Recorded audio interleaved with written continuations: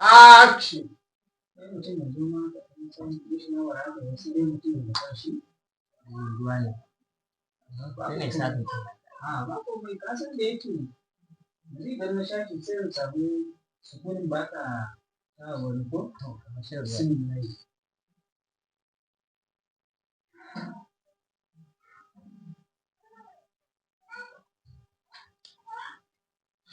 Alhamdulillah. Yanzu ta ina ya kamata mu fara ba? A shi yasa na kira ka domin ka bani shawara. Ni wallahi ban taɓa ganin sa ba sai a rana.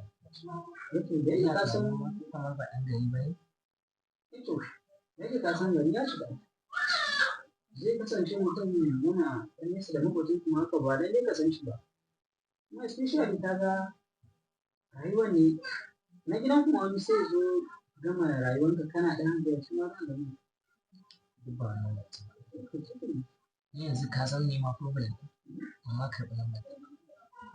Ai duk wannan abin ne sai ai na so.